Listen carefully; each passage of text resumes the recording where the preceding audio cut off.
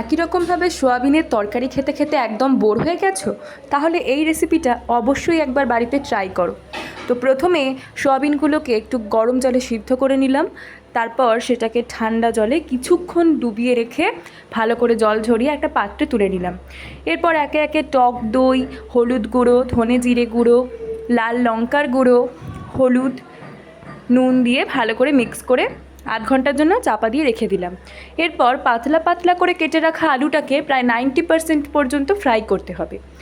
তারপরে দারচিনি, এলাচ, শুকনো লঙ্কা, তেজপাতা, জিরে ফোড়ন দিয়ে কেটে রাখা পেঁয়াজ, কাঁচা লঙ্কা এবং টমেটো দিয়ে ভালোভাবে নেড়ে নিতে হবে।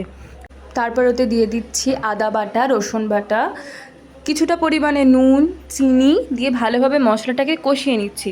এরপর আধ ঘন্টা হয়ে গেছে, সেই মাখিয়ে রাখা সোয়াবিনটাকে তুলে নিয়ে আবার ওই মশলার মধ্যে দিয়ে ভালো করে কষিয়ে নিলাম। তারপর জল অ্যাড করেছি পরিমাণ মতো, গরম মশলা, কসুরি মেথি দিয়ে কিছুক্ষণ নেড়ে নেওয়ার পর একদম প্রস্তুত।